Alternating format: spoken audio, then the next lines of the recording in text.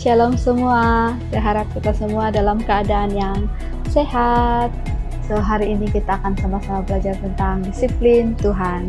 Kita mau tahu bila masanya Tuhan mau mendisiplinkan kita dan bagaimana cara Tuhan mendisiplinkan kita, juga apa tujuan Tuhan mendisiplinkan kita.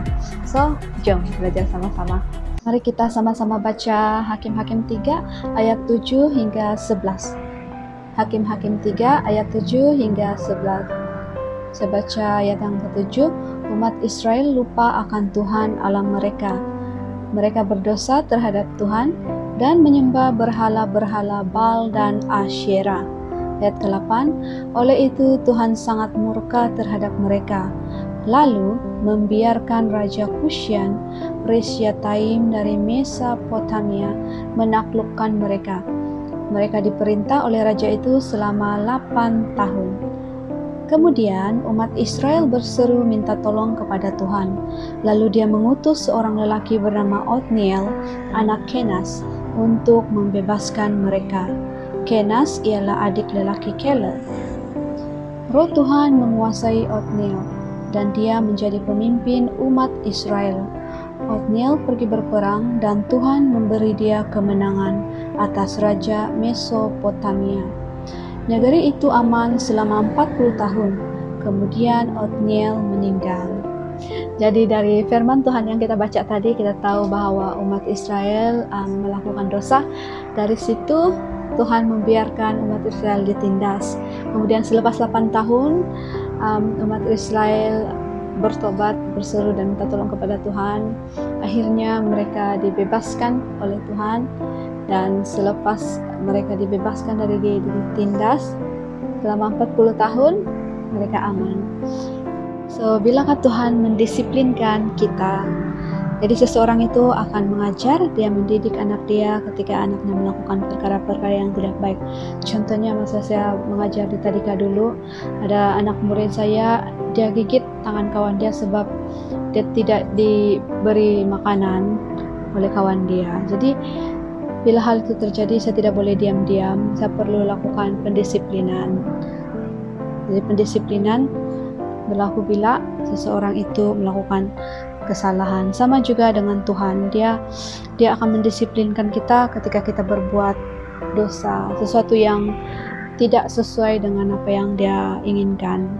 Sama macam firman Tuhan yang kita baca tadi, bila umat Israel mulai menyembah berhala-berhala, maka disitulah Tuhan mulai mendisiplinkan mereka. Mengapa Tuhan mendisiplinkan kita ketika kita melakukan dosa? So, kita sama-sama baca daripada Wahyu 3 ayat 19. Barang siapa kukasihi, dia kutegur dan kuajar. Ya, kita baca lagi dalam Amsal 3 ayat 12. Karena Tuhan memberi ajaran kepada yang dikasihinya, seperti seorang ayah kepada anak yang disayangi.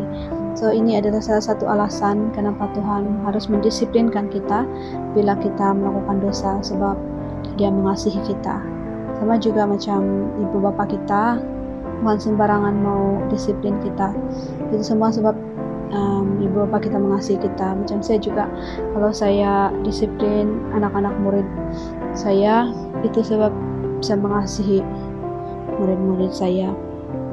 Dan kita percaya apapun yang kita lakukan, sama ada itu baik, kita lakukan yang baik, pasti kesan dia pun baik. Tapi kalau kita lakukan sesuatu yang buruk, yang jahat, kesan dia pun yang kita terima itu adalah buruk. Jadi Tuhan mendisiplinkan kita itu bertujuan untuk kebaikan kita juga. Ada kesan yang kita perlu elakkan. Bagaimanakah Tuhan mendisiplinkan kita? Saya percaya Tuhan ada cara Tuhan sendiri.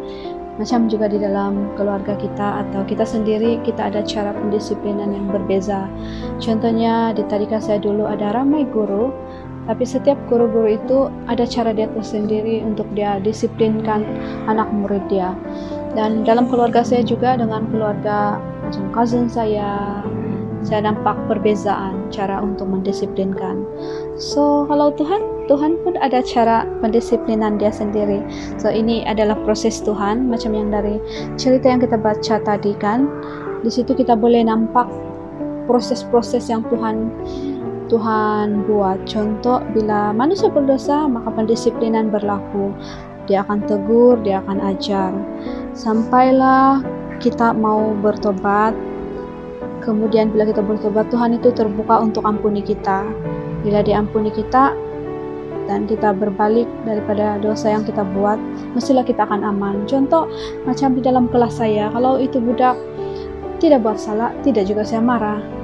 Tapi kalau ada murid saya yang kalau saya masuk kelas setiap hari tidak sah kalau dia tidak karena sebut nama, balik-balik saya sebut nama dia, sebab dia selalu buat sesuatu yang tidak baik, yang boleh membahayakan diri dia dan orang lain. Dan Tuhan pun sama juga, dia tidak akan suka-suka mau hukum, suka-suka mau disiplin umat dia, kita, kalau kita tidak berbuat dosa.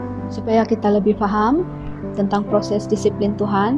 So, di sini di dalam Alkitab ada tercatat juga, yaitu Raja Daud didisiplinkan oleh Tuhan. Pendisiplinan berlaku bila Raja Daud berdosa, melakukan dosa. Yaitu kita tahu dosa dia itu jelas, dia bersetubuh dengan istri Uria dan juga membiarkan Uria terbunuh dalam peperangan. Kemudian barulah Nabi Nathan datang kepada Raja Daud dan beritahu dia, ini apa yang kamu lakukan itu tidak berkenan di hadapan Tuhan marah, begitu. Jadi daripada dosa dia itu, Tuhan menegur ajar dia. Anak yang dilahirkan oleh bekas istri Uria bagi Daud itu mati. Selepas dia mati, dan Raja Daud pun sadar bahwa, dan dia tahu itu dosa, apa yang dia buat itu dosa terhadap Tuhan. Jadi dia bertobat. Setelah dia bertobat, Tuhan itu ampuni dia. Dan akhirnya Bathsheba melahirkan anak lelaki lagi bagi Daud yang dinamakan Salomo. Selepas itu, maka hidup Raja Daud aman. Kita pun tahu macam mana Tuhan memberkati, mencampur tangan Tuhan atas hidup Raja Daud dan ke atas Raja Salomo selepas itu. So itu adalah cara pendisiplinan Tuhan. Ini adalah kesaksian pribadi saya. Saya pun pernah didisiplinkan oleh Tuhan pada saat saya melakukan dosa, dan saya melalui setiap proses-proses pendisiplinan Tuhan sampai mencapai ke tahap hidup saya aman semula. So dulu memang selepas mengenal Tuhan, kami sudah komitmen untuk memberi persepuluhan. Tapi pada satu saat, waktu itu bila kami buat kira-kira pengiraan, oh tidak cukup ini, waktu itu kami belajar dan bekerja, ada iuran yang perlu kami bayar dan banyak lagi yang perlu kami uruskan. Jadi kami berpakat untuk bulan ini tidak perlulah kita bagi persepuluhan, kami bilang. Bukan hanya 1 bulan, itu berkitar berbulan-bulan, sampai jadi macam yang tidak bagi persepuluhan pun tidak masalah juga macam begitu. Itu jadi mindset kami sudah. Dan akhirnya dari waktu ke waktu ada satu saat yang Tuhan ajar kami, di mana kami dua yang sakit, lepas itu selalu hilang duit 50 lah, duit saya hilang, duit Oyi hilang. Kalau saya demam, bila sembuh Oyi lagi sakit, atau kedua-duanya begitu. Dan juga ada masanya di mana kami punya duit cepat habis, macam yang mana sudah duit saya macam itu, yang tidak berkecukupan lagi. Selama masa kami memberi persepuluhan kan, tidak pernah kami ada sejarah yang mau meminjam begitu, meminjam dari orang gitu. Tapi waktu itu tiba-tiba tidak cukup pula. Nah, ada satu masa kami mulai sadar, kami bercerita sendiri-sendiri waktu malam, kenapa begini, macam begitu. Dulu kita oke sejak pun begitulah, kami cerita-cerita. Lama-lama kami sadar yang, kau perasan kah, banyak berbulan-bulan sudah kita tidak bagi persepuluhan. Dia bilang si Oyi, iya betul juga, kami bilang lah, kami cerita-cerita. Jadi akhirnya kami datang kepada Tuhan malam itu, kami worship Tuhan dan kami akui Tuhan. Kami tahu ada satu karakter yang kami tidak lakukan, yaitu memberi persepuluhan. Jadi mulai dari hari ini kami mau komitmen lagi, kami bilang. Jadi bulan seterusnya kami mulai membagi persepuluhan. Bila kami memberi persepuluhan, kami mulai mengalami kesembuhan dari yang sakit. Dan kami tahu Tuhan mengampuni kami. Lepas itu kami berkecukupan dalam segala hal. Ada saja orang yang tiba-tiba bagi kami makanan, bagi kami duit, begitu, yang wow, cukup, lebih dari cukup gitu. Jadi sepanjang kami memberi persepuluhan, sepanjang waktu itulah kami menikmati janji Tuhan. Ya, kalau kau memberi, dia bilang, saya akan bukakan tingkap langit. Jadi itu yang kami alami, bukan saja dari segi keuangan yang Tuhan salurkan, kesehatan gitu.